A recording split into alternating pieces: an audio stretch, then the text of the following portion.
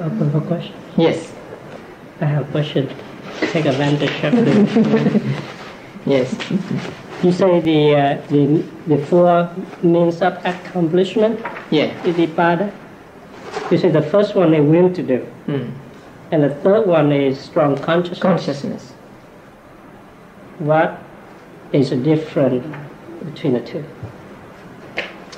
Is that one is Cetasika, one is Ceta? Yeah. Will to do is Cetasika. It is one of the 52 Cetasikas, and it is called Chanda.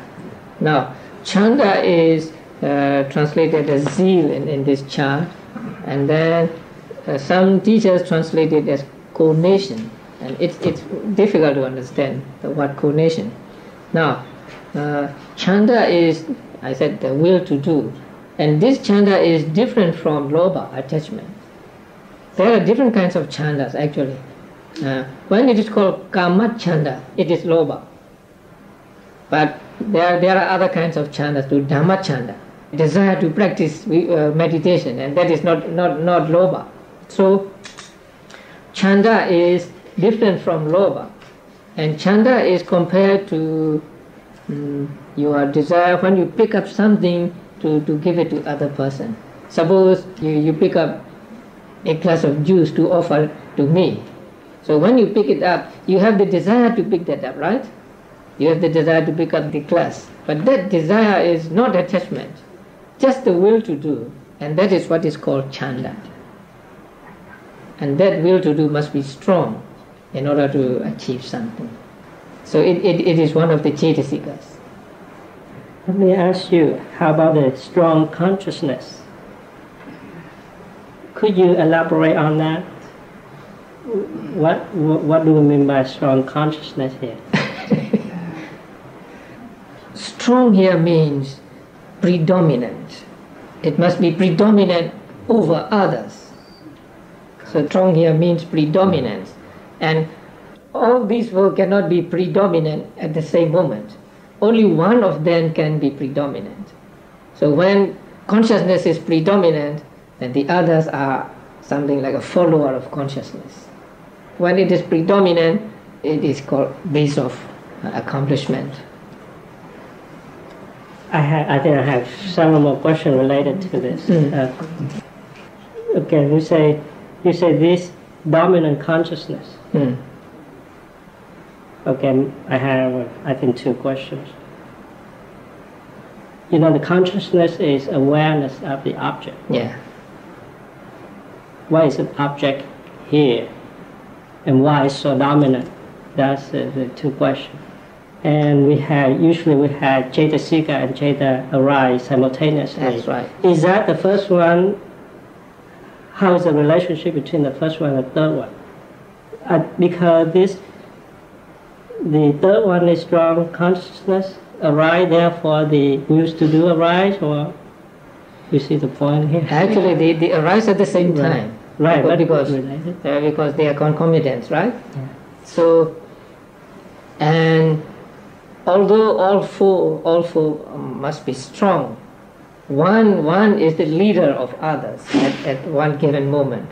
So when will is predominant, then the other three are the followers of will, and when the effort is predominant, the others are followers, something like that. So there can be only one which is predominant among the four. But all these four are strong factors. But only one among them is something like a leader. I think I'm going to summarize, but let me pursue. You see, the Cetasika has to arrive with a Ceta. Yeah. So suppose the first one is dominant one. Then it follows another Ceta, not the third one. Is that correct? Why is it dominant? The third one has already disappeared because you cannot have two Ceta at the same moment. So the first one must disappear before the third one arises if the first one is dominant. So you see the point? No, they must arise at the same moment.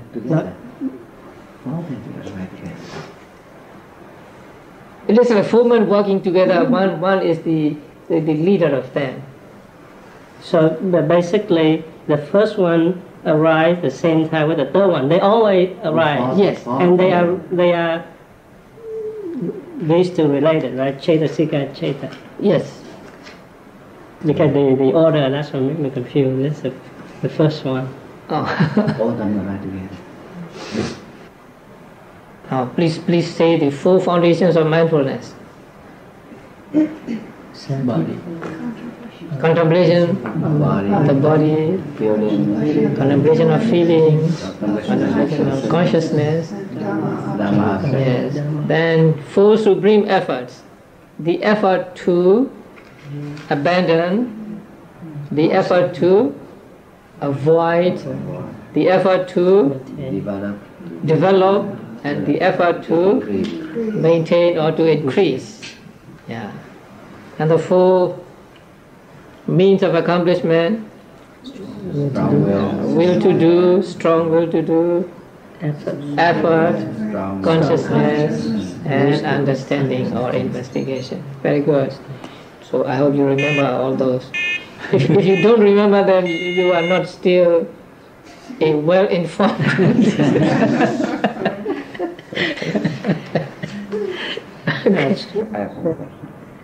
You mentioned that we need to maintain balance between effort and concentration.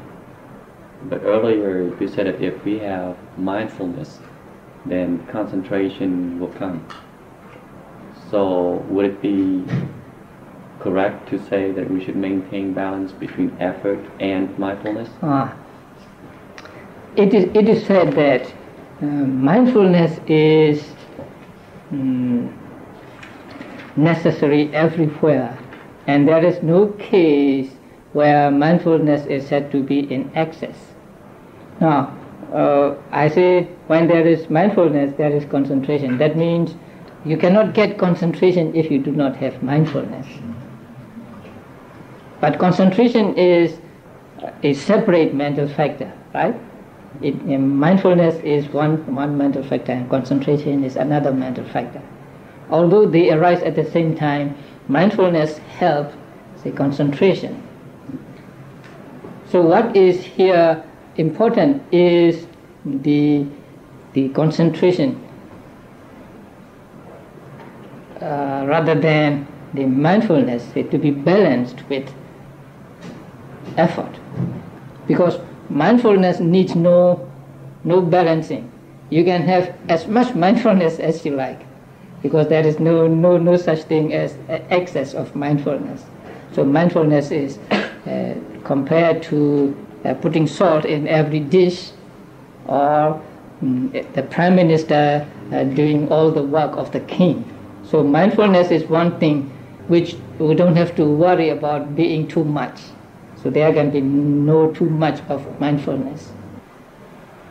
So the balance should be between concentration and effort.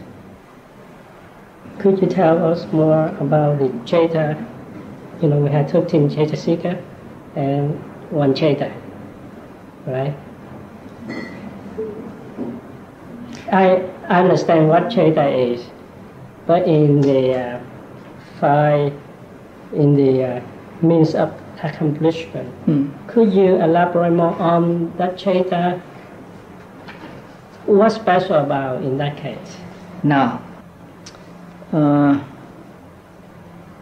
among the functions of Ceta, there is one function called Javana. You know Javana, impulsion.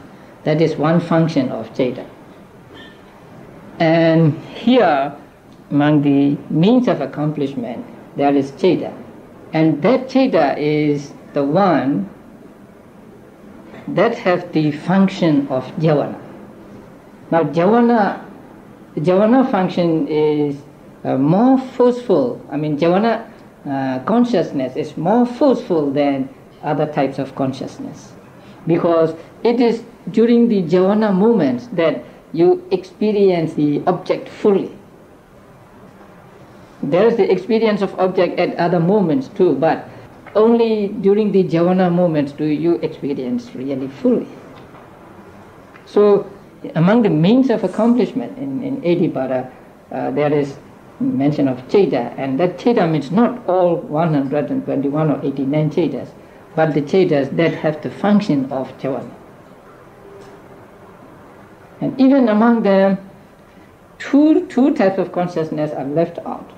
Two types of Jhana consciousness are left out, and they are those accompanied by moha only, because those accompanied by moha are actually not so strong. Since moha is just wavering, something like that, they are not so strong. So here, what we need is, let's say, strong consciousness, and only the Jhana consciousness is said to be strong. So that is why, although we say consciousness, we mean consciousness which has the function of Jhana. And even there are 55 Jhana consciousness, and then the two have to be left out. So only there are 53. Then what is the object? Any object, or because I remember Buddha told Ananda he already had this. If he wished, he can prolong his life. When he announced to Ananda that he's going to enter Nibbana in 3 months. Yeah. So is there anything special about the object of this Cheta, or you can tell the object or what? When we say in general the means of accomplishment, say, and we mean the 53 Chetas, but Buddha said there that he could enter into a kind of jhana and so prolong his life of the physical body. So in order to get that strong type of Cheta, then Buddha must have entered into what are called jhanas. So actually, in that case, jhana consciousness are what are meant here. Not the ordinary consciousness belonging to sensual sphere. So by the power of jhana consciousness, now jhana consciousness is called apana, right?